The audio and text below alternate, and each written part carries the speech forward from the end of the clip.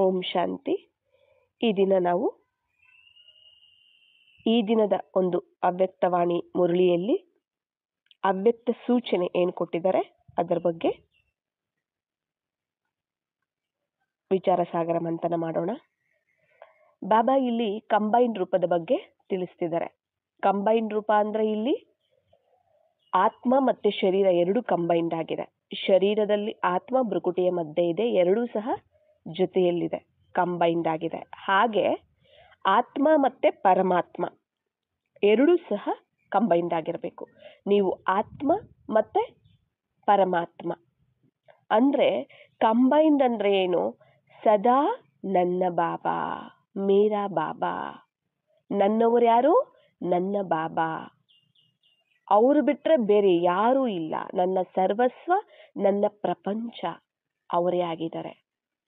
ಇದಕ್ಕೆ ನನ್ನ ಬಾಬಾ ಅಂತ ಹೇಳೋದು, ಮೇರಾ ಬಾಬಾ ಅಂತ ಹೇಳೋದು. ಬರೀ ಮಾತಿನ ವರಸೆಗೆ ನಾವು ಬಾಯಿ ಮಾತಿಗೆ ನಾವು ಮೇರಾ ಬಾಬಾ, ನನ್ನ ಬಾಬಾ ಅಲ್ಲ. ಎಲ್ಲದೂ ನನ್ನ ಬಾಬಾ ಆಗಿರಬೇಕು. ಸರ್ವಸ್ವವೂ ನನ್ನ ಬಾಬಾ ಆಗಿರಬೇಕು. ನನ್ನ ಪ್ರಪಂಚವೇ ನನ್ನ ಬಾಬಾ ಆಗಿರಬೇಕು. ಅದಕ್ಕೆ ನನ್ನ ಬಾಬಾ, ಮೇರಾ ಬಾಬಾ ಅಂತ ಹೇಳ್ತಾರೆ. ಇಲ್ಲಿ ನನ್ನದು, ನಾನು, ನನ್ನದು ಅನ್ನೋದು ಇರಲೇಬಾರ್ದು. ಅಲ್ಲಿ ನನ್ನ ಬಾಬಾನೇ ಎಲ್ಲನೂ ಆಗಿರಬೇಕು. ಅದಕ್ಕೆ ಆತ್ಮ ಪರಮಾತ್ಮ ಎರಡು ಕಂಬೈನ್ಡ್ ಸ್ವರೂಪದಲ್ಲಿ ಇರಬೇಕಾಗತ್ತೆ. ಅಂದ್ರೆ ಮನಸ್ಸು ಬುದ್ಧಿಯಲ್ಲಿ ಪರಮಾತ್ಮನ ವಿನಃ, ಬಾಬಾ ವಿನಃ ಬೇರೆ ಯಾರು ಇರಬಾರ್ದು. ಈಗ ಮದುವೆಯಾಗಿರುವಂತಹ ಒಬ್ಬ ದಂಪತಿಗಳಿರ್ತಾರೆ, ಕಪಲ್ಸ್ ಅಲ್ವಾ? ಪತಿ ಪತ್ನಿ, ಪತಿಯ ಮನಸ್ಸಲ್ಲಿ ಪತ್ನಿ, ಪತ್ನಿಯ ಮನಸ್ಸಲ್ಲಿ ಪತಿ ಅಲ್ವಾ? ಬೇರೆ ಯಾರಾದ್ರೂ ಇದ್ರೆ ಅದು ಬೇರೆನೆ ಅರ್ಥ ಬಂದ್ಬಿಡುತ್ತೆ ಅಲ್ವಾ? ಅಂದ್ರೆ ತನ್ನ ಪತಿಯೇ ಸರ್ವಸ್ವ ಆಗಿರ್ತಾರೆ ಪತ್ನಿಗೆ. ತನ್ನ ಪತಿಯೇ ಹೇಳ್ತಾರಲ್ಲ, ಪತಿಯೇ ಪರಮೇಶ್ವರ, ಪತಿಯೇ ದೇವರು ಅಲ್ವಾ? ಈ ತರ ಎಲ್ಲ ಹೇಳ್ತಿರ್ತಾರೆ. ಯಾಕೆ ಆ ಒಂದು ಹೆಸರು ಯಾಕಿದೆ ಅಂದ್ರೆ, ಈ ಸಮಯದಲ್ಲಿ ನಾವು ಆತ್ಮಗಳು ಪರಮಾತ್ಮನನ್ನ ಪತಿಯಾಗಿ ಸ್ವೀಕರಿಸಿದಿರಿ, ಪರಮೇಶ್ವರನನ್ನ ಪತಿಯಾಗಿ ಸ್ವೀಕರಿಸಿರುವ ಕಾರಣ ಆ ಒಂದು ದ್ವಾಪರ ಯುಗದಿಂದ ಏನ್ ಮಾಡ್ತಾರೆ? ಪತಿಯನ್ನ ಈಶ್ವರನಾಗಿ, ದೇವರಾಗಿ ನೋಡ್ತಾರೆ. ಇಲ್ಲಿ ನಾವು ಏನು ಆತ್ಮದ ಒಂದು ಸ್ಮೃತಿಯಲ್ಲಿ ಪರಮಾತ್ಮನ ಒಂದು ಜೊತೆ ಅಂದ್ರೆ ಪರಮಾತ್ಮನ ಜೊತೆ ಸರ್ವ ಸಂಬಂಧವನ್ನ ಬೆಳೆಸಿ ಪರಮಾತ್ಮನನ್ನೇ ಸರ್ವಸ್ವವನ್ನಾಗಿ, ಪತಿಯನ್ನಾಗಿ ಮಾಡ್ಕೊಂಡಿದ್ದೀವಿ. ಅದರ ಒಂದು ನೆನಪಾರ್ಥನೆ ಆ ಒಂದು ಹೆಸರು ಇದೆ.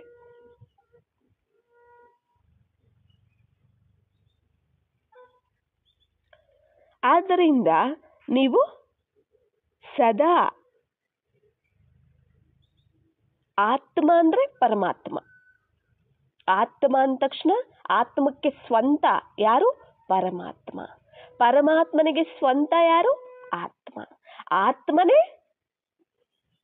ಈಗ ಇಂದಿನ ಮುರುಳಿಗಳಲ್ಲಿ ಎಷ್ಟೋ ಸರಿ ಬಾಬಾ ಇದರ ಬಗ್ಗೆ ತಿಳಿಸಿದ್ದಾರೆ. ಆತ್ಮ ಏನಾಗಿದೆ? ಪಾರ್ವತಿ. ಪರಮಾತ್ಮ ಶಿವ ಆಗಿದ್ದಾರೆ. ಶಿವ ಪಾರ್ವತಿ, ಶಿವ ಶಕ್ತಿ ಅಲ್ವಾ? ಶಕ್ತಿಯನ್ನ ಪಾರ್ವತಿ ಅಂತ ಹೇಳ್ತಾರೆ ಅಲ್ವಾ? ಬಾಬಾರವರನ್ನ ಶಿವ ಅಂತ ಹೇಳ್ತಾರೆ. ಇಬ್ಬರ ಕಂಬೈನ್ಡ್ ರೂಪವನ್ನು ಸಹ ತೋರಿಸ್ತಾರಲ್ಲ, ಶಿವ ಪಾರ್ವತಿಯ ಕಂಬೈನ್ಡ್ ರೂಪ. ಅರ್ಧನಾರೇಶ್ವರ ಅಂತಾರೆ. ದೇಹ ಅನ್ನುವಂತಹದ್ದು ಬೇರೆ ಇರಬಹುದು. ದೇಹಗಳು, ಇವಾಗ ನಾನು ದೇಹದಲ್ಲಿ ಇದ್ದೀನಿ, ಬಾಬಾ ದೇಹದಲ್ಲಿ ಇಲ್ಲ. ಆದ್ರೆ ನಮ್ಮ ಮನಸ್ಸುಗಳು, ನನ್ನ ಮನಸ್ಸಲ್ಲಿ ಅವರಿದ್ದಾರೆ, ಅವರ ಮನಸ್ಸಲ್ಲಿ ನಾನಿದ್ದೀನಿ ಅಂದ್ರೆ ಅದೇ ಕಂಬೈನ್ಡ್, ಅದೇ ಕಂಬೈನ್ಡ್ ಸ್ವರೂಪ. ಅಂದ್ರೆ ಇಬ್ಬರು ಒಂದೇ. ಶಿವನ ಶಕ್ತಿಗಳು ನಾವು, ಶಿವನ ಶಕ್ತಿ ಆಗಿರ್ಬೇಕು ನಾವು. ಯಾರು? ಆತ್ಮಗಳು. ಶಿವ ಅಂದ್ರೆ ಅವನ ಶಕ್ತಿನೇ ಆತ್ಮ. ಆತ್ಮ ಶಕ್ತಿ ಸ್ವರೂಪ. ಯಾವತ್ತೂ ಕೇವಲವಾಗಿ ಅನ್ಕೋಬಾರ್ದು ಆತ್ಮವನ್ನ. ಪರಮಾತ್ಮನಲ್ಲಿ ಸರ್ವಶಕ್ತಿಗಳಿದಾವೆ, ಆತ್ಮನಲ್ಲಿ ಏನೂ ಇಲ್ಲ. ಆ ಥರ ಕೇವಲವಾಗಿ ನಾವು ನೋಡಬಾರದು, ನಾವು ಆ ಥರ ಯೋಚನೆನೂ ಮಾಡಬಾರದು. ನಾನು ಆತ್ಮ, ಶಿವನ ಸಂತಾನ, ಶಿವನ ಪತ್ನಿ, ಶಿವನ ಶಕ್ತಿ.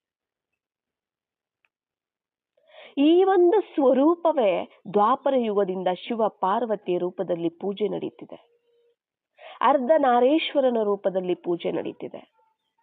ಆ ಮಹಿಮೆ ನಡೀತಿದೆ. ಈಗ ಮದುವೆಯಾಗಿರುವಂಥವರು ಸದಾ ಹಣೆಯಲ್ಲಿ ಬೊಟ್ಟಿಟ್ಕೋತಾರೆ, ಕುಂಕುಮ ಇಟ್ಕೋತಾರೆ ಅಲ್ವಾ? ಅದು ಮುತ್ತೈದೆತನದ ಒಂದು ಗುರುತು, ತಿಲಕ. ತಿಲಕವನ್ನ ಯಾಕೆ ಇಟ್ಕೋತಾರೆ? ಮುತ್ತೈದೆತನದ ಒಂದು ಗುರುತು, ಸುಮಂಗಲಿ ಅಂತ ಅಲ್ವಾ?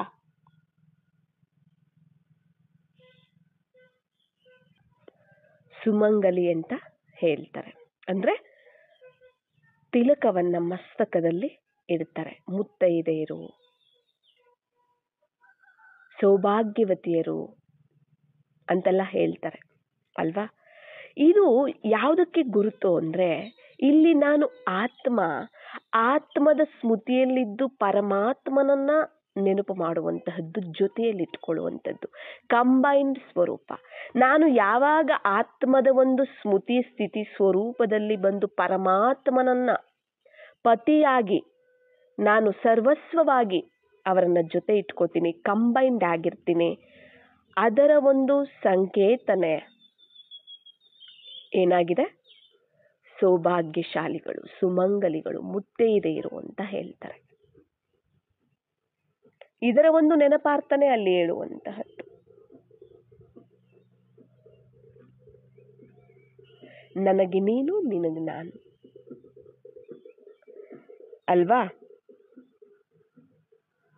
ಆದ್ದರಿಂದ ಅಂದ್ರೆ ಈಗ ಪತಿ ಇಲ್ಲ ಅಂದಾಗ ಕುಂಕುಮನ ಹೊರಿಸ್ಬಿಡ್ತಾರೆ ಅಲ್ವಾ? ಕುಂಕುಮ ಹೊರಿಸ್ಬಿಡ್ತಾರೆ.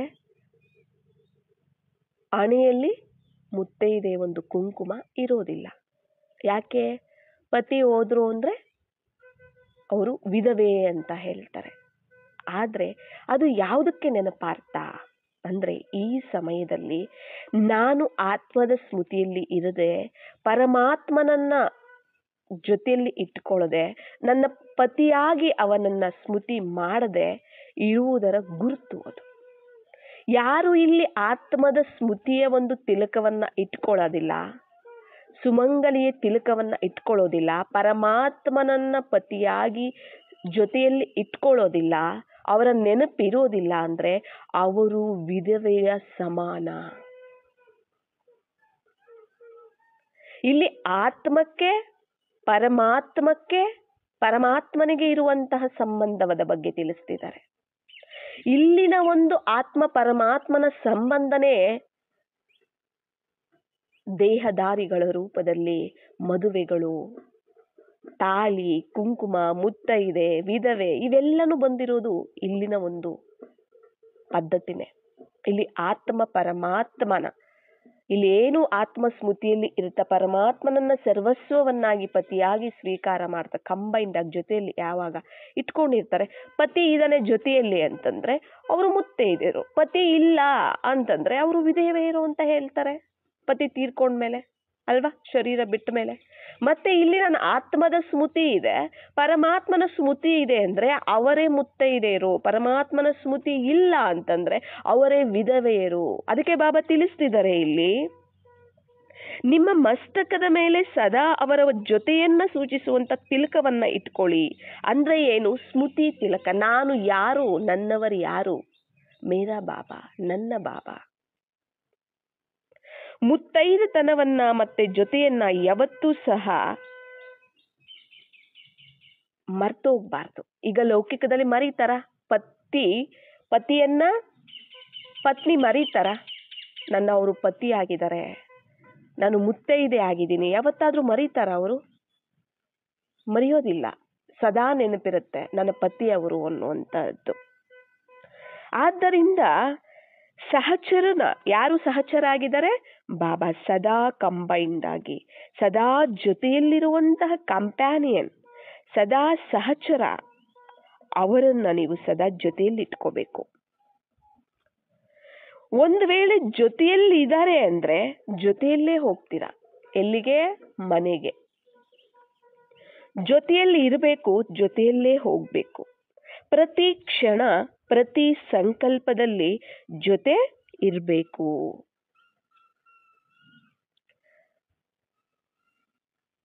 ತನ್ನ ಅಂದ್ರೆ ಪತ್ನಿ ತನ್ನ ಪತಿಯನ್ನ ಯಾವತ್ತೂ ಮರೆಯೋದೇ ಇಲ್ಲ. ಮರೀತಾರ? ಯಾವತ್ತೂ ಮರೆಯೋದಿಲ್ಲ. ಮುತ್ತೈದೆ ಅನ್ನೋದು ಮರೆಯೋದಿಲ್ಲ, ನನ್ನ ಪತಿ ಇದ್ದಾರೆ ಅನ್ನೋದು ಮರೆಯೋದಿಲ್ಲ. ಅವರು ಜೊತೆಯಲ್ಲಿ ಇರ್ತಾರೆ. ಮತ್ತೆ ಪತ್ನಿ ಪತಿಗೋಸ್ಕರ, ಪತಿ ಪತ್ನಿಗೋಸ್ಕರ ಇರ್ತಾರೆ. ಮತ್ತೆ ಆ ಸಂಬಂಧ ನಾವು ಇಲ್ಲಿ ಆತ್ಮ ಪರಮಾತ್ಮ, ನಾವು ಪತ್ನಿ, ಬಾಬಾ ಪತಿ, ಇಲ್ಲಿ ಅವರನ್ನ ಸದಾ ಜೊತೆಯಾಗಿ ಇಟ್ಕೊಂಡಿರ್ಬೇಕು. ಆಗ್ಲೇನೆ ನಾವು ಮುತ್ತೈದೆಯರು ಅಂತ ಹೇಳುವಂಥದ್ದು. ಇದರ ಒಂದು ನೆನಪಾರ್ಥನೆ ದೇಹದಾರಿಗಳ ಒಂದು ಸ್ಮೃತಿಯಲ್ಲಿ ಬಂದಿದೆ. ಎಲ್ಲಿ? ಅಂದ್ರೆ ಅದು ಸತ್ಯಯುಗದಿಂದನೂ ಆ ಪದ್ಧತಿ ಬಂದಿದೆ. ಆದ್ರೆ ಅಲ್ಲಿ ಪವಿತ್ರವಾಗಿರುತ್ತೆ, ದ್ವಾಪರ ಯುಗದಿಂದ ಅಪವಿತ್ರವಾಗಿರುತ್ತೆ ಅಷ್ಟೇ. ಅಲ್ಲಿ ನಿರ್ವಿಕಾರಿ ಸಂಬಂಧ ಇರುತ್ತೆ, ಇಲ್ಲಿ ವಿಕಾರಿ ಸಂಬಂಧ ಇರುತ್ತೆ ದ್ವಾಪರ ಯುಗದಿಂದ ಅಷ್ಟೇ. ಆದ್ರೆ ಇದರ ಒಂದು ನೆನಪಾರ್ಥನೆ. ಆದ್ದರಿಂದ ಏನ್ ಮಾಡ್ಬೇಕು? ಸದಾ ಕಂಬೈನ್ಡ್. ಹೇಗೆ ಆತ್ಮ ಶರೀರ ಕಂಬೈನ್ಡ್ ಆಗಿದೆಯೋ ಹಾಗೆ, ಅಂದ್ರೆ ಆತ್ಮ ಮತ್ತೆ ಪ್ರಕೃತಿ, ಶರೀರ ಅಂದ್ರೆ ಏನು? ಪ್ರಕೃತಿ. ಆತ್ಮ ಶರೀರ ಹೇಗೆ ಕಂಬೈನ್ಡ್ ಆಗಿದೆ ಹಾಗೇನೆ ಆತ್ಮ ಪರಮಾತ್ಮ ಕಂಬೈನ್ಡ್ ಆಗಿರ್ಬೇಕು. ಕಂಬೈನ್ಡ್ ಆಗಿದ್ರಾಗ ಶಿವಶಕ್ತಿ, ಶಿವ ಪಾರ್ವತಿ, ರಾಮ ಸೀತೆ ಅಂತ ನಾವು ಹೇಳ್ಬೋದು. ಇಲ್ಲಿ ಯಾರು ಪತಿಯಾಗಿ ಸ್ವೀಕಾರ ಮಾಡ್ತಾರೆ, ಪರಮಾತ್ಮನನ್ನ ಪತಿಯಾಗಿ ಸ್ವೀಕಾರ ಮಾಡ್ತಾರೆ, ಅಂತಹ ಪತಿಯೇ ಇಡೀ ಕಲ್ಪದಲ್ಲಿ, ಅಂತಹ ಗುಣ, ಅಂತಹ ಒಂದು ಸಂಸ್ಕಾರ ಇರುವಂತಹ ಪತಿ ನಮಗೆ ಸಿಗ್ತಾರೆ. ಸತ್ಯಯುಗದಲ್ಲೂ ಸಹ ಅಷ್ಟೇನೆ.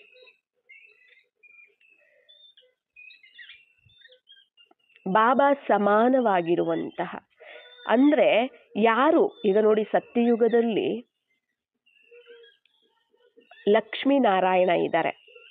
ಈ ಸಮಯದಲ್ಲಿ ಯಾರು ನಾರಾಯಣನ ಒಂದು ಸಂಸ್ಕಾರವನ್ನ ಬಾಪ್ ಸಮಾನ ಆಗಿ ಬಾಬಾರವರ ಒಂದು ಸಮಾನ ಸಂಸ್ಕಾರಗಳನ್ನ ತಯಾರು ಮಾಡ್ಕೊಂಡಿರ್ತಾರೆ, ಅವರು ನಾರಾಯಣ ಆಗ್ತಾರೆ. ಎಕ್ಸಾಂಪಲ್ಗೆ ಬ್ರಹ್ಮ ಬಾಬಾ ಇದ್ದಾರೆ.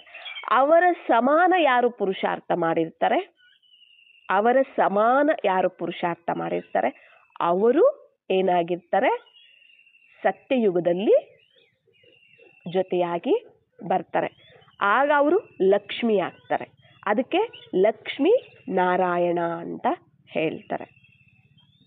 ಅಂದ್ರೆ ಈ ಸಮಯದಲ್ಲಿ ನಾವು ನಂಬರ್ 1 ಪುರುಷಾರ್ಥ ಮಾಡ್ತೀವೋ, ನಂಬರ್ 1 ಪುರುಷಾರ್ಥ ಮಾಡ್ತೀವೋ, ನಮ್ಮ ಒಂದು ಪುರುಷಾರ್ಥದ ಸ್ಥಿತಿ, ಒಂದು ಸ್ಟೇಜ್ ಯಾವ ಒಂದು ಪರ್ಸೆಂಟೇಜ್ ಅಲ್ಲಿ ಇದೆ, ನಮ್ಮ ಪುರುಷಾರ್ಥ ಯಾವ ರೀತಿ ಇದೆ, ನಮ್ಮ ಸಮಾನವಾದ ಪುರುಷಾರ್ಥ ಯಾರು ಮಾಡಿರ್ತಾರೋ ಅವರೇ ನಮ್ಮ ಜೊತೆಯಲ್ಲಿರ್ತಾರೆ. ಎಲ್ಲಿ? ಸತ್ಯಯುಗದಲ್ಲಿ. ಬಾಬಾ ಹೇಳ್ತಾರಲ್ಲ, ಫಸ್ಟ್ ಡಿವಿಷನ್ ಅಲ್ಲಿ ಬ್ರಹ್ಮ ಬಾಬಾರವರ ಜೊತೆಯಲ್ಲಿ ಬರೋದಕ್ಕೂ ಕೂಡ ನೀವು ಬ್ರಹ್ಮ ಬಾಬಾ ಸಮಾನ ಆಗ್ಬೇಕು ಅಂತ ಹೇಳ್ತಾರೆ. ಅವರ ಒಂದು ಡಿವಿಷನ್ ಅಲ್ಲಿ ಬರಬೇಕು ಅಂದ್ರೇನೆ ಅವರ ಸಮಾನ ಬೇಕು ಅಂತ ಹೇಳ್ತಾರೆ. ಇಲ್ಲಿ ನಾವು ಯುಗಲ್ಸ್ ಆಗಿರ್ಬೇಕು. ಈ ಸಮಯದಲ್ಲಿ ನಾವು ಈಗ ನಾನು ಬಾಪ್ ಸಮಾನ ಪುರುಷಾರ್ಥ ಮಾಡಿದ್ದೀನಿ ಅಂದ್ರೆ, ಬಾಪ್ ಸಮಾನ ಪುರುಷಾರ್ಥ ಮಾಡಿರೋ ಇನ್ನೊಂದು ಆತ್ಮ ಇದೆಯಲ್ಲ, ನನ್ನ ಒಂದು ಸಮಾನ, ನನ್ನ ಪ್ರಕಾರವಾಗಿ ಯಾರು ಅದೇ ಒಂದು ಪರ್ಸೆಂಟೇಜ್ ಅಲ್ಲಿ ಪುರುಷಾರ್ಥ ಮಾಡಿರ್ತಾರೋ ಅವರೇ ಸತ್ಯಯುಗದಿಂದ ನಮ್ಮ ಜೊತೆಯಲ್ಲಿ ಬರ್ತಾರೆ, ನಮ್ಮ ಜೋಡಿ ಆಗ್ತಾರೆ. ಅದನ್ನು ಸಹ ಹೇಳಿದ್ದಾರೆ ಬಾಬಾ. ಎಲ್ಲ ನಮ್ಮ ಪುರುಷಾರ್ಥದ ಮೇಲೆನೆ ಇದೆ. ಇಲ್ಲಿ ನಾವು ಎಷ್ಟು ನೆನಪಲ್ಲಿ ಇರ್ತೀವಿ, ಎಷ್ಟು ಬಾಬಾರವರನ್ನ ಜೊತೆಯಲ್ಲಿ ಇಟ್ಕೋತೀವಿ, ಎಷ್ಟು ಕಂಬೈನ್ಡ್ ಆಗಿರ್ತೀವಿ. ಈ ಸಮಯದಲ್ಲಿ ಕಂಬೈನ್ಡ್ ಆಗಲೇಬೇಕು. ಈ ಸಮಯದಲ್ಲಿ ಕಂಬೈನ್ ಆಗಲೇಬೇಕಾಗಿದೆ. ಕಂಬೈನ್ಡ್ ಸ್ವರೂಪ.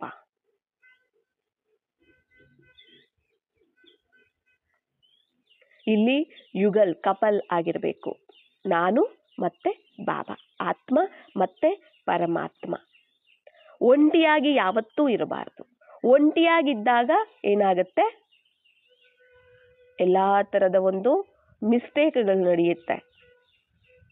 ಅದರ ಸರ್ವಶಕ್ತಿವಂತ ಪರಮಾತ್ಮ ಪತಿಯಾಗಿ ಸರ್ವ ಸಂಬಂಧಿಯಾಗಿ ನಮ್ಮ ಜೊತೆ ಇದ್ದಾರೆ ಅಂದ್ರೆ ಆವಾಗ ಯಾವುದು ಆ ಥರ ಒಂದು ಮಿಸ್ಟೇಕ್ಗಳು ನಡೆಯೋದಕ್ಕೂ ಸಹ ಸಾಧ್ಯ ಇಲ್ಲ. ಅರ್ಥಾಯ್ತಲ್ಲ?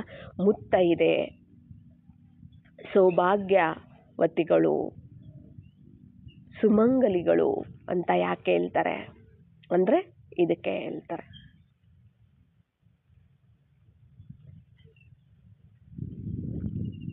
ಇಲ್ಲಿ ಸ್ಮೃತಿ ತಿಲಕದ ನಾನು ಯಾರು, ನನ್ನವರು ಯಾರು, ಈ ಸ್ಮೃತಿ ತಿಲಕದ ಪ್ರತೀಕನೇ ನಾವು ಬೊಟ್ಟಿಟ್ಕೊಳ್ಳುವಂಥದ್ದು. ಹಣೆಯಲ್ಲಿ ಕುಂಕುಮ ನಾವು ಯಾಕೆ ಇಡ್ತೀವಿ ಅಂದ್ರೆ ಅದಕ್ಕೇನೆ. ಇಲ್ಲಿ ಆತ್ಮನೇ, ಇಲ್ಲಿ ಮೇನ್ ಇರುವಂತದ್ದು ಆತ್ಮಕ್ಕೇನೆ. ಇದರ ನೆನಪಾರ್ಥವಾಗಿ ಅಲ್ಲಿ ಏನಾಗುತ್ತೆ, ಸ್ಥೂಲವಾಗಿ ನಡೀತಾ ಹೋಗುತ್ತೆ. ಎಲ್ಲ ಇಲ್ಲಿ ನಾವು ಹಾಕುವಂತಹ ಬುನಾದಿ, ಈ ಸಂಗಮ ಯುಗದಲ್ಲಿ ಈ ಸಮಯದಲ್ಲಿ ನಾವು ಹಾಕುವಂತಹ ಬುನಾದಿನೇ ಅದು ಅಲ್ಲಿ ಸ್ಥೂಲವಾಗಿ ನಡೀತಿ. ಇಲ್ಲಿ ಆತ್ಮಿಕವಾಗಿರುತ್ತೆ, ಅಲ್ಲಿ ಶಾರೀರಿಕವಾಗಿ ಇರುತ್ತೆ. ಯಾರು ಕೆಲವರು ತಪ್ಪಾಗಿ ಅರ್ಥ ಮಾಡ್ಕೊಂಡಿದ್ದಾರೆ. ಯಾರು ಪತಿ ಪತ್ನಿ ಇಬ್ರು ಜ್ಞಾನಕ್ಕೆ ಬಂದಿರ್ತಾರೆ, ಜ್ಞಾನದಲ್ಲಿ ಇರ್ತಾರೆ, ಅವರಿಬ್ರು ಸತ್ಯಯುಗದಲ್ಲಿ ಲಕ್ಷ್ಮೀನಾರಾಯಣ ಆಗ್ತಾರೆ ಅಂತ. ಇಲ್ಲಿ ದಂಪತಿಗಳು ಬಂದಿದ್ದಾರೆ ಜ್ಞಾನಕ್ಕೆ ಅಂದ್ರೆ ಸತ್ಯಯುಗದಲ್ಲಿ ಅವರೇ ದಂಪತಿಗಳು ಲಕ್ಷ್ಮೀನಾರಾಯಣ ಆಗ್ತಾರೆ ಅಂತ. ಆದ್ರೆ ಆ ಥರ ಅಲ್ಲ. ಪುರುಷಾರ್ಥದ ಮೇಲೆ ಆಧಾರ ಡಿಪೆಂಡ್ ಆಗಿದೆ, ಪುರುಷಾರ್ಥದ ಮೇಲೆ ಡಿಪೆಂಡ್ ಆಗಿದೆ.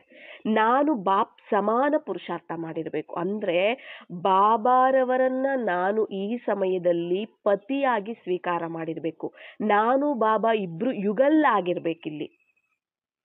ಯುಗಲ್ ಲೌಕಿಕದಲ್ಲಿ ನಿಮಗ್ ಗೊತ್ತಲ್ಲ, ಒಬ್ಬ ಪತ್ನಿ ಪತಿ ಅಂದ್ರೆ ಎಲ್ಲಾ ಒಂದು ತವರು ಮನೆ ಎಲ್ಲಾನು ಬಿಟ್ಟು, ಎಲ್ಲಾ ಸಂಬಂಧಗಳನ್ನ ಬಿಟ್ಟು ತನ್ನ ಪತಿಯೇ ಜೀವನ ಸರ್ವಸ್ವ ಅಂತ ಪತಿಯ ಜೊತೆ ಬರ್ತಾರೆ, ಜೊತೆಯಲ್ಲೇ ಇರ್ತಾರೆ ಅಲ್ವಾ? ಮತ್ತೆ ಆ ಎಲ್ಲಾ ಪ್ರೀತಿ ಆ ಪತಿನೇ ಕೊಡ್ತಾರೆ.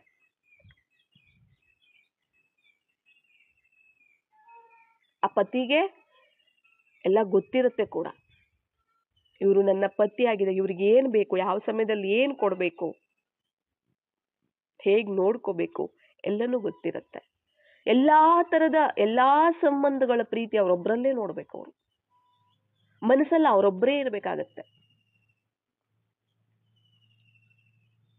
ಅಲ್ವಾ? ಅವ್ರು ಬಿಟ್ಟು ಇನ್ನೊಬ್ರು ಯಾರಾದ್ರೂ ಮನಸ್ಸಲ್ಲಿ ಇದ್ದಾರೆ ಅಂತಂದ್ರೆ ಸಂಬಂಧ ಕೆಟ್ಟು ಬಿಡುತ್ತೆ. ಪತ್ನಿಗೆ ಇರ್ಬೋದು, ಪತಿಗೆ ಇರ್ಬೋದು ಅಲ್ವಾ? ಇಲ್ಲಿ ಎಂತ ಪತಿ ಸಿಕ್ಕಿದ್ದಾರೆ.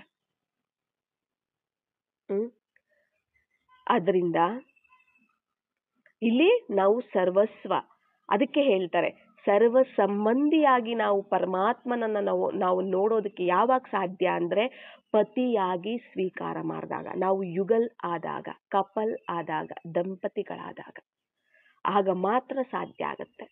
ಯಾಕೆಂದ್ರೆ ಎಲ್ಲಾ ತವರು ಮನೆಯನ್ನ ಎಲ್ಲಾ ಸಂಬಂಧಿಕರನ್ನ ಬಿಟ್ಟು ಹೋದ ಒಂದು ಪತ್ನಿಗೆ ಪತಿಯೇ ಸರ್ವಸ್ವ ಆಗಿರ್ತಾರೆ. ಎಲ್ಲಾ ಸಂಬಂಧದ ಪ್ರೀತಿ ಪತಿಯಿಂದನೇ ಪಡ್ಕೋತಾರೆ, ಎಲ್ಲದನ್ನು ಅವರೊಬ್ಬರಿಂದನೇ ಪಡ್ಕೋತಾರೆ.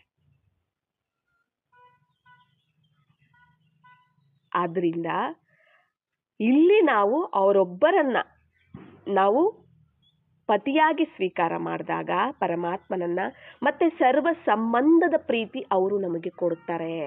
ಇದನ್ನೇ ಸಮರ್ಪಣೆ ಅಂತ ಹೇಳ್ತಾರೆ ಅನ್ನೋದು ಸಹ ಲಾಸ್ಟ್ ಕ್ಲಾಸಲ್ಲಿ ಬಾಬಾ ತಿಳಿಸಿದ್ರು. ಸಮರ್ಪಣೆಯ ಗುಹ್ಯ ಅರ್ಥ ಏನಿದೆ ಅದು ಲಾಸ್ಟ್ ಕ್ಲಾಸಲ್ಲಿ ಮಾಡಿಸಿದ್ದಾರೆ, ಅದು ಇದೆ ಕ್ಲಾಸು ಸಹ. ಬೇಕಾಗಿದ್ರೆ ಇಂಟ್ರೆಸ್ಟ್ ಇರುವಂತಹವರು ಕೇಳ್ಬೋದು, ಬಾಬಾ ಮಾಡಿದ್ದಾರೆ.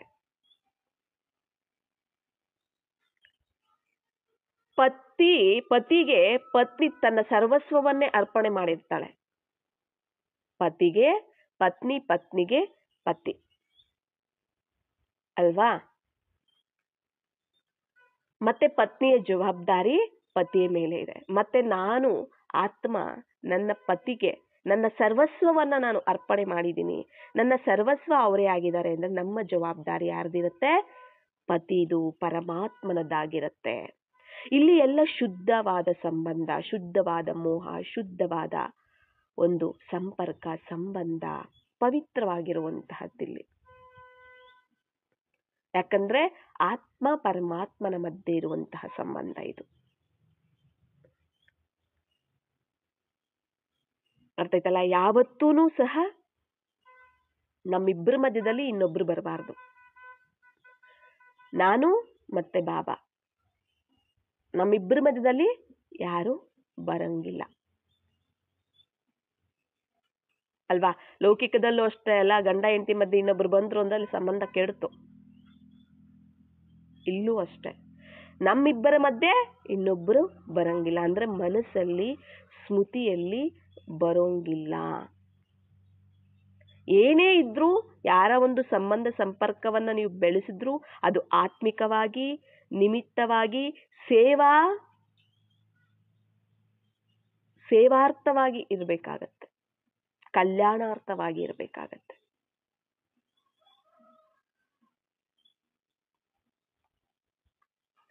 ಅದಕ್ಕೆ ಹೇಳ್ತಾರೆ, ನೀವು ಯಾವಾಗ ನನ್ನನ್ನ ಪತಿಯಾಗಿ ನೀವು ಸ್ವೀಕಾರ ಮಾಡ್ತೀರಾ, ಆಗ ನಾನು ನಿಮಗೆ ಪುತ್ರವಾನ್ ಭವ ಅನ್ನುವ ಒಂದು ವರದಾನವನ್ನ ಕೊಡ್ತೀನಿ. ಶಿವ ಪಾರ್ವತಿ ಜಗನ್ಮಾತೆ ಅಂತ ಹೇಳ್ತಾರೆ, ಜಗತ್ಪಿತ ಶಿವ ಆಗ್ತಾರೆ. ಮತ್ತೆ ಇಡೀ ವಿಶ್ವದ ಆತ್ಮಗಳು ಸಂತಾನ ಆಗ್ಬಿಡ್ತಾರೆ. ಅದಕ್ಕೆ ಇಲ್ಲಿ ಮುತ್ತೈದೆಯರು. ಯಾವಾಗ ನೋಡಿ, ಆತ್ಮ ಕನ್ಯೆ, ಆತ್ಮ ಅದಕ್ಕೆ ಪವಿತ್ರ ಅಂತ ಹೇಳ್ತಾರೆ. ನೋಡಿ, ಇವಾಗ ಲೌಕಿಕದಲ್ಲೂ ಅಷ್ಟೇ, ಆತ್ಮ ಅಂದ್ರೆ ಮದುವೆ ಆಗುವುದಕ್ಕಿಂತ ಮುಂಚೆ ಆ ಹುಡುಗಿ ಅಂತ ಹೇಳ್ತಾರೆ, ಕನ್ಯೆ ಕುಮಾರಿ ಅಂತ ಹೇಳ್ತಾರೆ, ಮದುವೆ ಆದ ಮೇಲೆ ಮಾತೆ ಅಂತ ಹೇಳ್ತಾರೆ ಅಲ್ವಾ? ಮಾತೆ ಅಂತ ಹೇಳ್ತಾರೆ. ಅಂದ್ರೆ ಆತ್ಮ ಕನ್ಯೆ, ಆತ್ಮ ಯಾವಾಗ ಪರಮಾತ್ಮನ ಜೊತೆ ಕಂಬೈನ್ಡ್ ಆಗುತ್ತೆ, ಅಂದ್ರೆ ಪತಿಯಾಗಿ ಸ್ವೀಕಾರ ಮಾಡ್ತಾರೆ, ಆಗ ಏನು ಮಾತೆ. ಇಲ್ಲಿ ಬಾಬಾ ಮಾತೆಯರು ಅಂತ ಹೇಳ್ತಾರೆ, ಕುಮಾರಿಗಳು ಅಂತ ಹೇಳ್ತಾರೆ ಅಂದ್ರೆ ಗುರುತಿಸುವುದಕ್ಕೆ ಹೇಳ್ತಾರೆ ಅಷ್ಟೆ.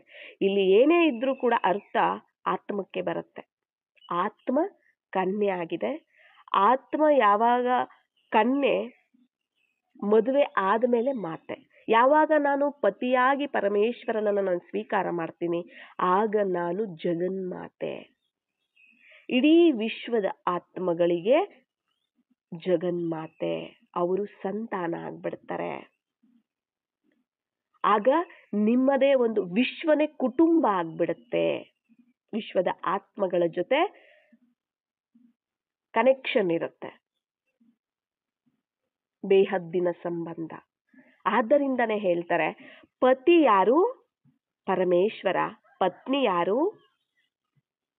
ಆತ್ಮ. ಪರಮಾತ್ಮ ಆತ್ಮ.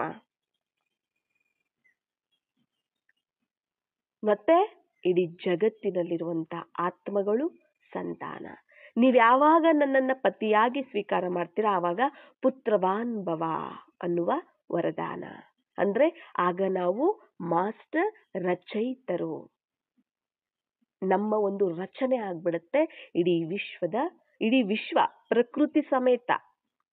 ಪ್ರಕೃತಿ ಅಂದ್ರೆ ಪಂಚತತ್ವಗಳು ಸಮೇತ ನಮ್ಮ ಸಂತಾನ ಆಗ್ಬಿಡತ್ತೆ. ಅದು ನಮ್ಮ ರಚನೆ, ಸಮಯ ನಮ್ಮ ರಚನೆ ಆಗ್ಬಿಡತ್ತೆ. ಆತ್ಮಗಳು ನಮ್ಮ ರಚನೆ ಆಗ್ಬಿಡತ್ತೆ. ಯಾಕೆ ಅಂದ್ರೆ ಪತಿಗೆ ನಾನು ಪತ್ನಿ ಆಗಿದ್ದೀನಿ ಅಂದ್ರೆ ಅವರಿಗೆ ಇಡೀ ವಿಶ್ವ ಯಾವ ಸಂಬಂಧ ಇದೆ, ವಿಶ್ವದ ಜೊತೆ ಏನ್ ಸಂಬಂಧ ಇದೆ, ಅದು ನನ್ನ ಜೊತೆನೂ ಸಹ ಇರುತ್ತೆ. ಇದನ್ನ ನಾವು ಮರಿಬಾರದು.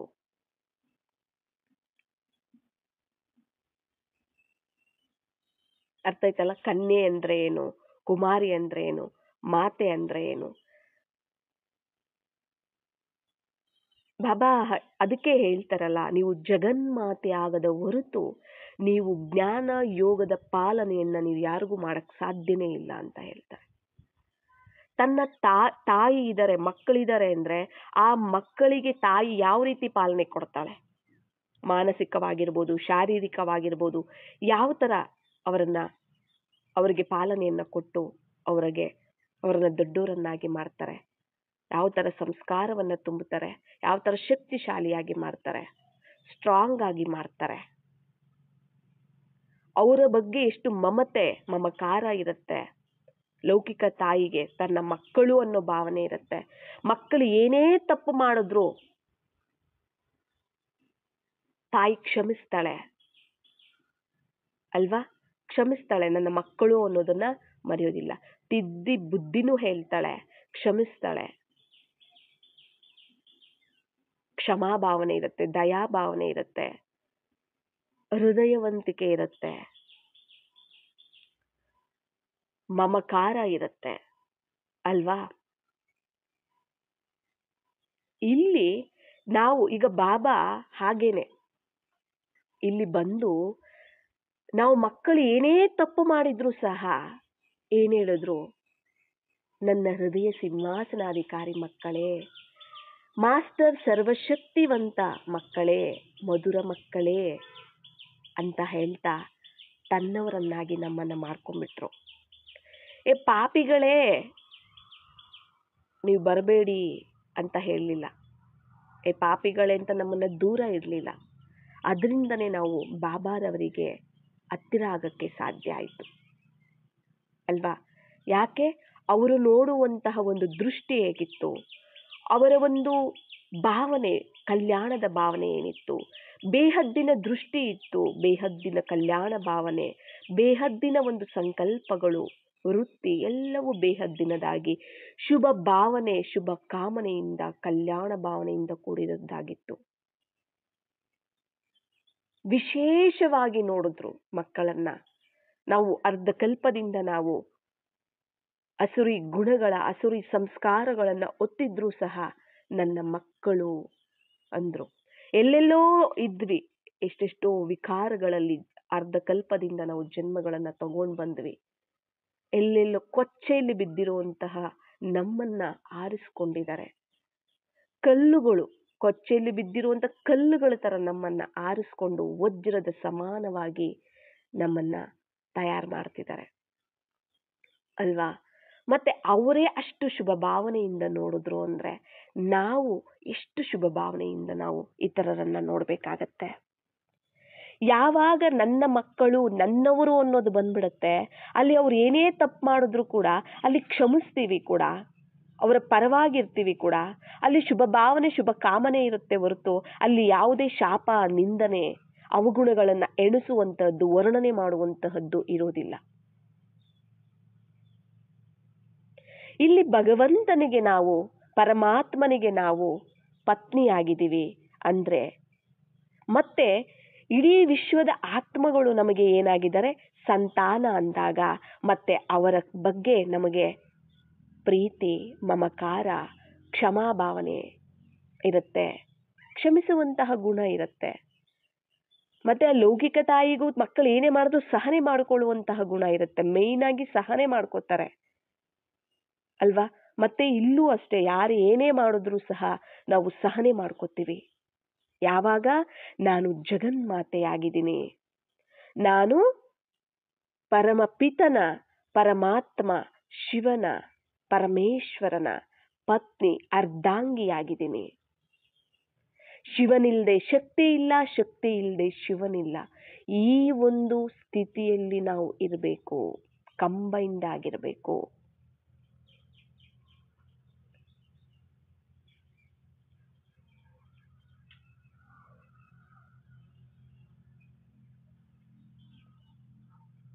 ಆದ್ದರಿಂದ ಏನ್ ಮಾಡಬೇಕಾಗತ್ತೆ, ಕಂಬೈನ್ಡ್ ಸ್ವರೂಪವನ್ನು ನಾವು ಯಾವತ್ತೂ ಮರೆಯಬಾರ್ದಾಗಿರುತ್ತೆ.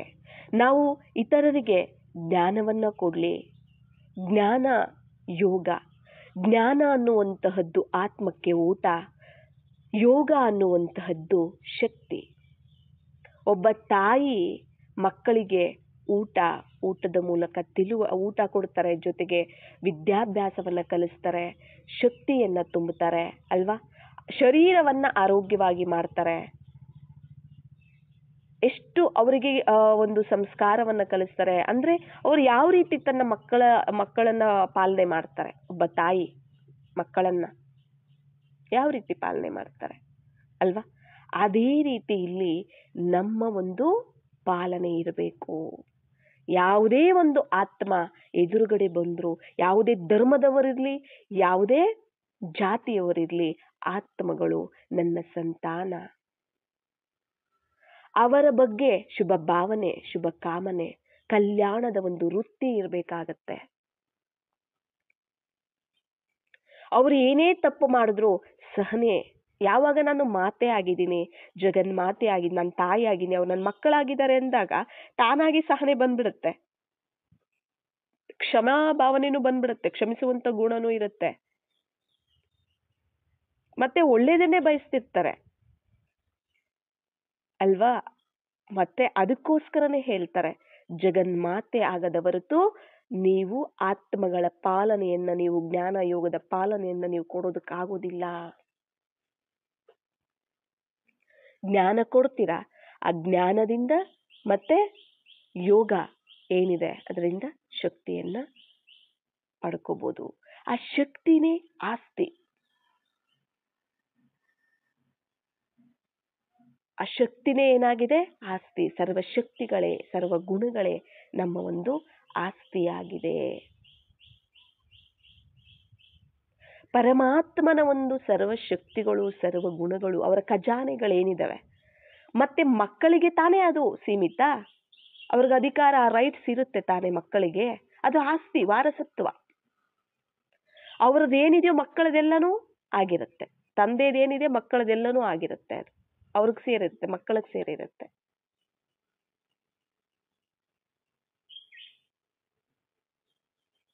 ಅರ್ಥ ಆಗ್ತಿದೆಯಲ್ಲ. ಆದ್ದರಿಂದ ಏನು ತಾಯಿಯಾಗಿ, ಜಗನ್ಮಾತೆಯಾಗಿ ತಂದೆಯ ಪರಿಚಯವನ್ನ ಕೊಡುತ್ತಾ ನಾವು ಜ್ಞಾನವನ್ನ ತಿಳಿಸ್ತಾ ಹೋದ್ರೆ, ಅವರು ತಂದೆಯನ್ನ ನೆನಪು ಮಾಡ್ತಿದ್ದಾರೆ ಅಂದ್ರೆ ಅವರಿಂದ ವಾರಸತ್ವ ಸಿಗುತ್ತೆ. ಈಗ ಲೌಕಿಕದಲ್ಲಿ ಹಾಗೆ ಅಲ್ವಾ, ಮಗುಗೆ ಜನ್ಮ ಕೊಟ್ರು ತಾಯಿ ಅಂದ್ರೆ ಬರೀ ತಾಯಿಯ ಒಂದು ಪರಿಚಯ ಮಾತ್ರ ಮಗುಗೆ ಇರುತ್ತೆ. ಆದ್ರೆ ತಂದೆಯ ಪರಿಚಯವನ್ನ ತಾಯಿನೇ ಕೊಡ್ಬೇಕಾಗತ್ತೆ, ಇವರು ನಿನ್ನ ತಂದೆ ಆಗಿದ್ದಾರೆ ಅಂತ. ಆದ್ರೆ ಆ ಮಗು ಗೊತ್ತಿರಲ್ಲ ಇವ್ರು ನಮ್ಮ ತಂದೆ ಅಂತ. ತಾಯಿನೇ ಆ ಪರಿಚಯವನ್ನ ಕೊಡಬೇಕು. ನೋಡಿ ಹೇಗೆ ಲಿಂಕ್ ಇದೆ ಅಲ್ಲ. ಈ ಸಮಯದ ಒಂದು ಪದ್ಧತಿನೇ ಅದು. ಇಲ್ಲಿ ನಾವು ಜಗನ್ಮಾತೆಯಾಗಿ ನಾವು ಪ್ರತಿಯೊಬ್ಬರಿಗೂ ಸಹ ಅವರ ಪರಿಚಯವನ್ನ ಕೊಡಬೇಕು. ಆಗ ಅವರು ನನ್ನ ತಂದೆ ಅಂತ ಒಪ್ಪಿಕೊಂಡು ಅವರನ್ನು ನೆನಪು ಮಾಡ್ತಿದ್ದಾರೆ ಅಂದ್ರೆ ಅವರ ಆಸ್ತಿ ಏನಿದೆ, ಗುಣಗಳು, ಶಕ್ತಿಗಳು, ಏನು ಖಜಾನೆಗಳೆಲ್ಲ ಏನಿದೆ, ಅದು ವಾರಸತ್ವದ ರೂಪದಲ್ಲಿ ಮಕ್ಕಳಿಗೆ ಆಸ್ತಿಯ ರೂಪದಲ್ಲಿ ಸಿಗುತ್ತೆ. ಎಷ್ಟು ಲಿಂಕ್ ಇದೆ ಅಲ್ವಾ.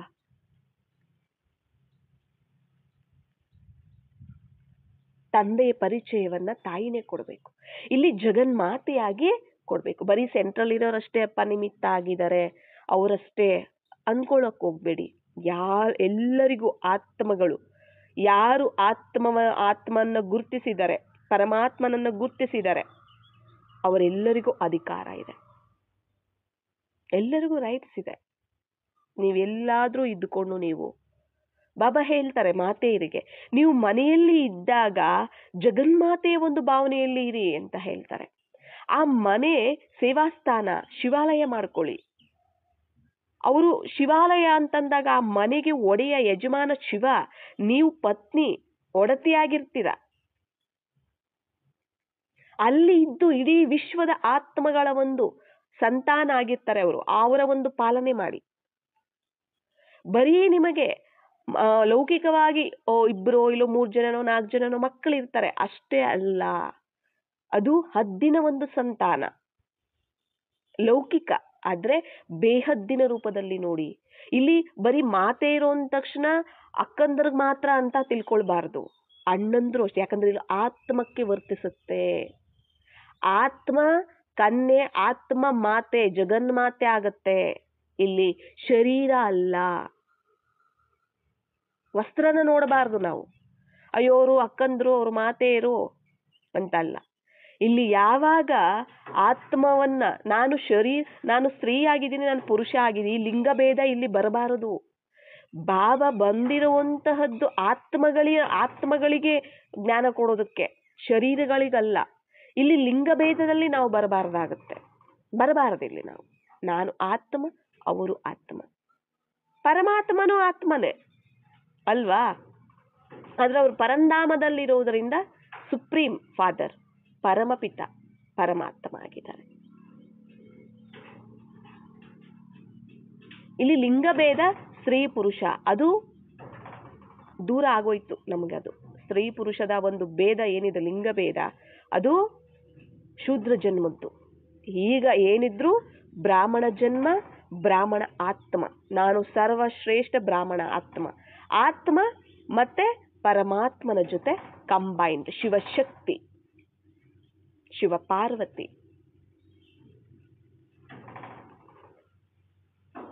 ಈ ಒಂದು ಸ್ವರೂಪವನ್ನು ನಾವಿಲ್ಲಿ ಧಾರಣೆ ಮಾಡ್ಕೋಬೇಕು.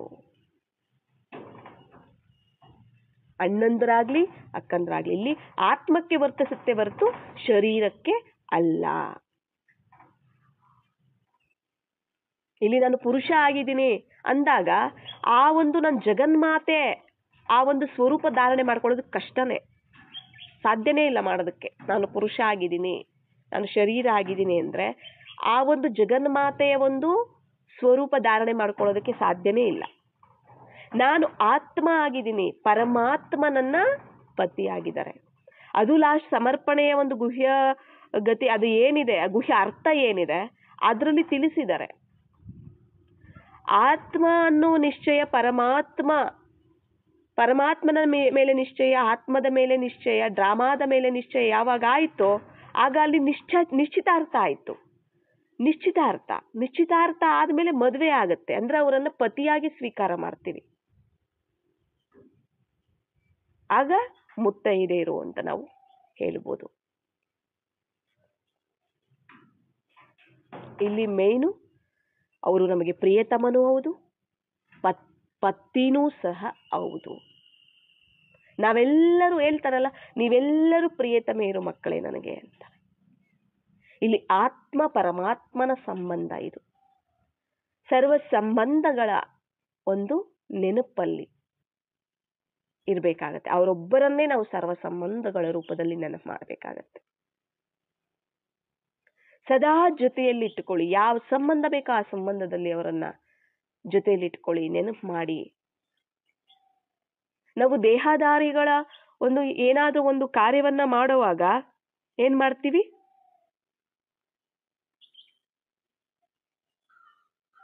ಯಾವ್ದಾದ್ರೂ ಒಂದು ಕೆಲಸ ಮಾಡ್ತಿದೀವಿ ಅಂದ್ರೆ ಅಲ್ಲಿ ಯಾರಾದ್ರೂ ನಮಗ್ ಜೊತೆ ಬೇಕು ಮಾಡೋದಕ್ಕೆ ಅಂದ್ರೆ ದೇಹದಾರಿನ ಕರಿತೀವಿ, ಫ್ರೆಂಡನ್ ಕರಿತೀವಿ. ಇಲ್ಲ ಮನೇಲಿ ಏನಾದ್ರೂ ಮಾಡುವಾಗ ತಾಯಿನ ಒಂದು ಸಹಯೋಗ, ತಂದೆ ಸಹಯೋಗ, ಅಣ್ಣನ ಸಹಯೋಗ, ತಂಗಿ ಸಹಯೋಗ ತಗೊಳ್ತಿರ್ತೀವಲ್ಲ. ಏನಾದ್ರೂ ಕಾರ್ಯ ಮಾಡ್ಬೇಕಾದ್ರೆ ಇವರನ್ನೇ ತಂಗಿಯಾಗಿ, ಅಣ್ಣನಾಗಿ, ಅಪ್ಪ ಆಗಿ, ಅಮ್ಮ ಆಗಿ ಸಹಯೋಗ ತಗೊಳ್ಳಿ. ಇವರನ್ನೇ ಕಂಪ್ಯಾನಿಯನ್ ಮಾಡ್ಕೊಳ್ಳಿ, ಸಹಚರನನ್ನಾಗಿ ಮಾಡ್ಕೊಳ್ಳಿ. ನೀನೇ ಮಾಡ್ತಿದ್ಯಾ, ನೀನೇ ಮಾಡಿಸು. ಯಾರೇ ಬಂದು ಅವಾಗ ಮಾಡಿದ್ರು ಕೂಡ ಅಲ್ಲಿ ಸ್ಮೃತಿ ನಮ್ಮದು, ನೀನೇ ಮಾಡ್ತಿದ್ಯಾ. ತಂದೆಯಾಗಿ ನೀನೇ ಮಾಡ್ತಿದ್ಯಾ, ತಾಯಿಯಾಗಿ ನೀನೇ ಮಾಡ್ತಿದ್ಯಾ, ಅಣ್ಣನಾಗಿ, ಪತಿಯಾಗಿ, ಪತ್ನಿಯಾಗಿ ಎಲ್ಲಾ ಸಂಬಂಧದಲ್ಲೂ ನೀನೇ ಮಾಡ್ತಿದ್ಯಾ ಅಂದಾಗ ನೀವು ಆ ಒಂದು ಯಾರು ಬಂದು ಮಾಡ್ತಿದಾರಲ್ಲ ಅವರನ್ನ ಬಾಬಾನೇ ನಿಮಿತ್ತ ಮಾಡಿದ್ದಾರೆ. ಮತ್ತೆ ಆ ಸಂಬಂಧ ಅವ್ರ ಜೊತೆ ನಿಮ್ದು ಚೆನ್ನಾಗೂ ಇರುತ್ತೆ. ಮತ್ತೆ ಅವ್ರು ನಿಮಗೆ ಒಳ್ಳೆ ರೀತಿಯಲ್ಲೇ ಸಹಯೋಗವನ್ನ ಕೊಟ್ಟಿರ್ತಾರೆ. ಅಲ್ಲಿ ಏರುಪೇರು ಸಹ ಆಗೋದಿಲ್ಲ, ಸಫಲ ಆಗುತ್ತೆ, ಸಫಲತೆನೂ ಸಹ ಸಿಗುತ್ತೆ. ಅರ್ಥ ಆಯ್ತಲ್ಲ? ಆದ್ದರಿಂದ ಇಲ್ಲಿ ನಾವು ಮುತ್ತೈದೆಯರಾಗಬೇಕು, ಸ್ಮೃತಿ ತಿಲಕವನ್ನ ಇಡಬೇಕು.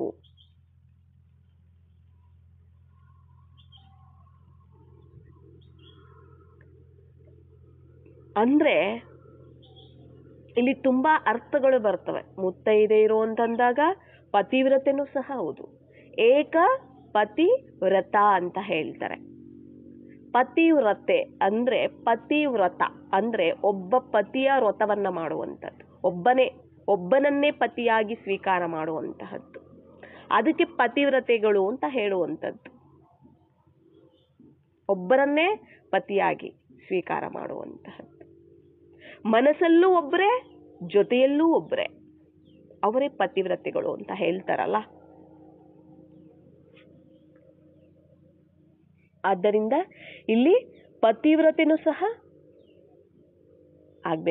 ಆಗತ್ತೆ. ಏಕಪತ್ನಿ ವ್ರತ, ಏಕಪತಿ ವ್ರತ ಅಂತೆಲ್ಲ ಮಾಡ್ತಿರ್ತಾರೆ, ಹೇಳ್ತಿರ್ತಾರೆ ಅಲ್ವಾ. ಅದು ಈ ಸಮಯಕ್ಕೆ ಸಂಬಂಧಪಟ್ಟಿದ್ದೆ. ಅವರೊಬ್ಬರನ್ನೇ ಪತಿಯಾಗಿ ಸ್ವೀಕಾರ, ಮನಸ್ಸಲ್ಲೂ ಅವರೇ ಇದ್ದಾರೆ, ಜೊತೆಯಲ್ಲೂ ಅವರೇ ಇದ್ದಾರೆ, ಶ್ವಾಸದಲ್ಲೂ ಅವರ ಒಂದು ಸ್ಮೃತಿನೇ ಇದೆ.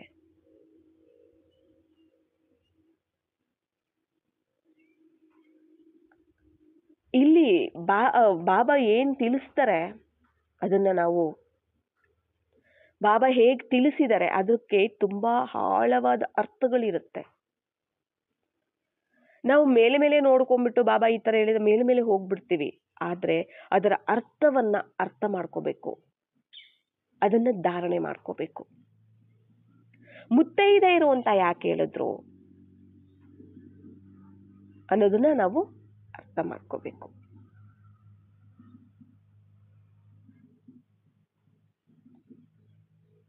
ಸದಾ ಅಂದ್ರೆ ಒಬ್ಬ ಪತಿವ್ರತೆ ಯಾರಿರ್ತಾರೆ ಅವ್ರು ಪವಿತ್ರವಾಗಿರ್ತಾರೆ. ಅದೇ ಪವಿತ್ರತೆ ಅಂತ ಹೇಳುವಂಥದ್ದು. ನಾವು ಬಳೆಗಳನ್ನ ತೊಟ್ಕೊಳ್ತೀವಿ ಅಲ್ವಾ, ಬಳೆಗಳನ್ನ ತೊಡ್ತಾರೆ ನೋಡಿ. ಈಗ ಲೌಕಿಕದಲ್ಲೂ ಅಷ್ಟೇ, ಪತಿ ಏನಾದ್ರೂ ಶರೀರ ಬಿಟ್ರು ಅಂದ್ರೆ ಪತ್ನಿಗೆ ಕುಂಕುಮ ತೆಗೆದು ಬಿಡ್ತಾರೆ, ಹೂವು ತೆಗೆದು ಬಿಡ್ತಾರೆ, ಬಳೆಗಳು ಹೊಡೆದು ಬಿಡ್ತಾರೆ ಅಲ್ವಾ. ಅವೆಲ್ಲದಕ್ಕೂ ಅರ್ಥ ಇದೆ.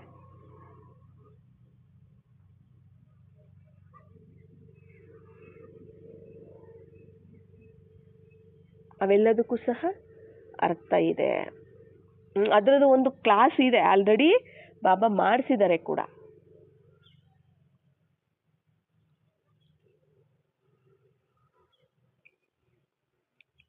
ಇಲ್ಲಿ ಅವರೊಬ್ಬರನ್ನೇ ನಾವೇನ್ ಮಾಡ್ಬೇಕಾಗತ್ತೆ, ಅವರೊಬ್ಬರ ಜೊತೆನೆ ಬಂಧ ಅನ್ನೋದಿರಬೇಕು. ಅವರೊಬ್ಬರ ಜೊತೆನೆ ನಾವು ಎಲ್ಲ ಸರ್ವ ಸಂಬಂಧ ಅನ್ನುವಂತಹದ್ದು ನಾವು ಇಟ್ಕೊಳ್ಬೇಕಾಗತ್ತೆ.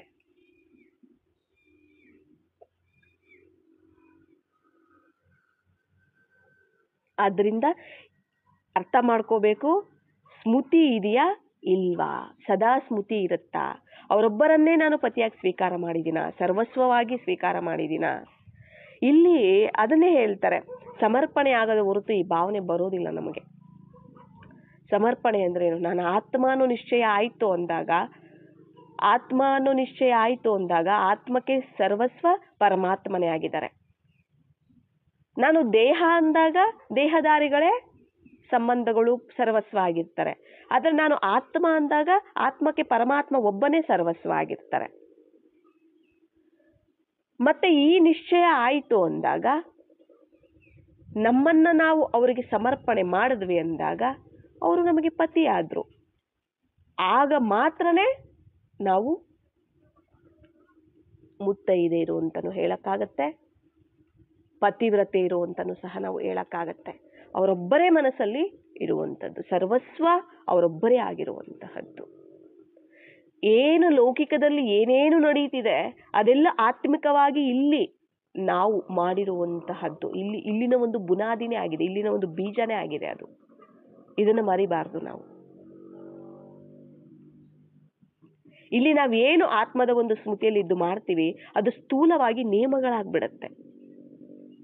ಅದಕ್ಕೆ ಅಲ್ಲಿ ಪತಿ ಇದ್ದಾಗ ಮುತ್ತೈದೆ ಅಂತಾರೆ, ಪತಿ ತೀರ್ಕೊಂಡಾಗ ವಿಧವೆಯರು ಅಂತ ಹೇಳ್ತಾರೆ. ಅಂದ್ರೆ ಇಲ್ಲಿ ಸ್ಮೃತಿ ಇದೆ ಅಂದ್ರೆ ಮುತ್ತೈದೆಯರು, ಸ್ಮೃತಿ ಇಲ್ಲ ಅಂದ್ರೆ ವಿಧವೆಯರು ಅಂತ ಅರ್ಥ.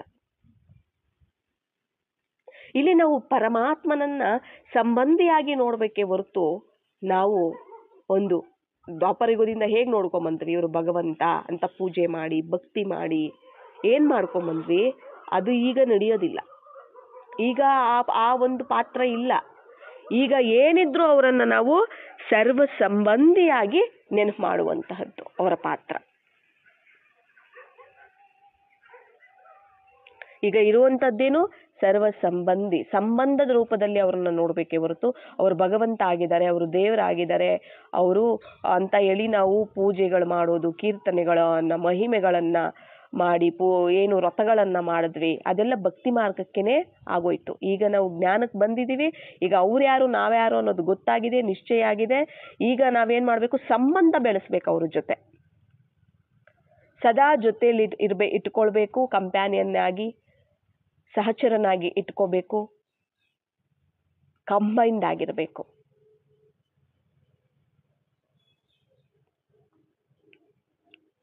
ಇಲ್ಲಿ ಶಿವ ಪಾರ್ವತಿ ಶಿವಶಕ್ತಿಯಾಗಿ ಇರಬೇಕಾಗತ್ತೆ.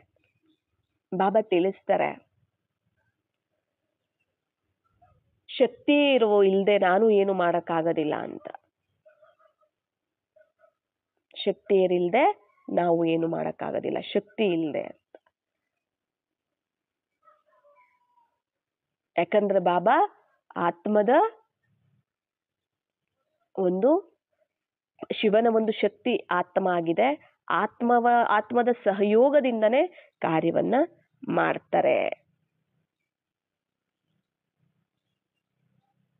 ಅಂದ್ರೆ ಪತಿ ಇದ್ದಾರೆ, ಪತ್ನಿಯ ಮೂಲಕನೇ ಮಕ್ಕಳ ಪಾಲನೆಯನ್ನ ಮಾಡಿಸ್ತಾರೆ ಅಲ್ವಾ. ಪತ್ನಿಯ ಮೂಲಕನೇ ಪಾಲನೆಯನ್ನ ಮಾಡಿಸ್ತಾರೆ. ಒಂದು ಆಹಾರ ಇರ್ಬೋದು, ಏನೇ ಇರ್ಬೋದು, ಎಲ್ಲರೂ ಎಷ್ಟು ಪಾಲನೆ, ತಾಯಿ ಕೊಡೋಷ್ಟು ಪಾಲನೆ ತಂದೆ ಕೊಡೋದಕ್ಕಾಗೋದಿಲ್ಲ ಅಂತ ಹೇಳ್ತಾರೆ. ಅಷ್ಟು ಒಂದು ಪಾಲನೆ ಪತ್ನಿ ಮೂಲಕನೇ, ಅಂದ್ರೆ ಮಾತೆಯ ಮೂಲಕನೇ ಕೊಡಿಸ್ತಾರೆ ಮಕ್ಕಳಿಗೆ,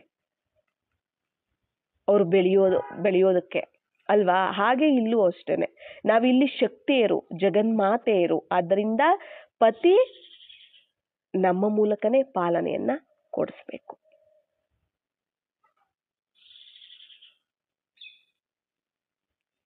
ಆದ್ರಿಂದ ಬಾಬಾ ಹೇಳ್ತಾರೆ, ನೀವು ರೈಟ್ ಹ್ಯಾಂಡ್ ಆಗಿದ್ದೀರಾ ನನಗೆ.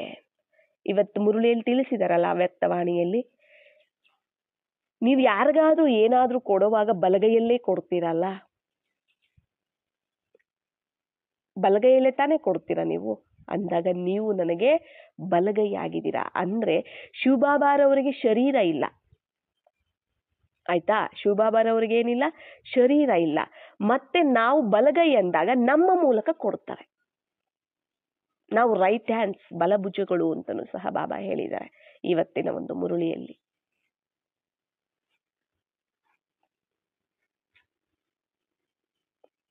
ಇಲ್ಲಿ ನಾವು ರೈಟ್ ಹ್ಯಾಂಡ್ ಆಗ್ಬೇಕು ಬಾಬಾರವರಿಗೆ.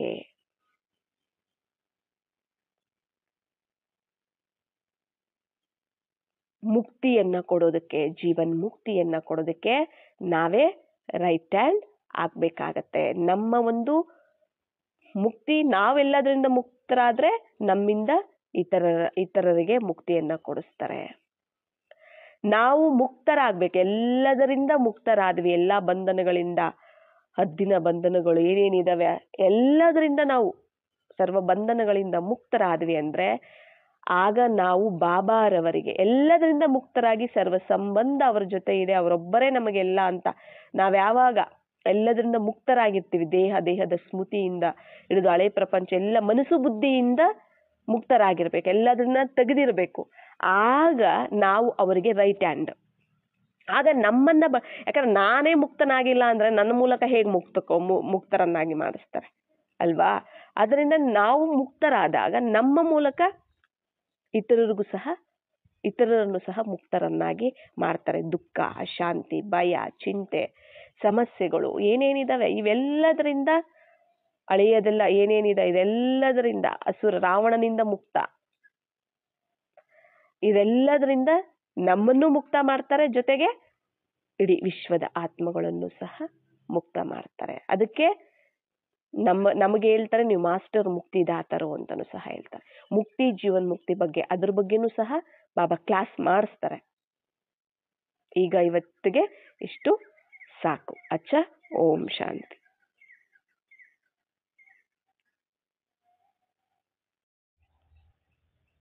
ತಿಲಕ ಅಂದಾಗ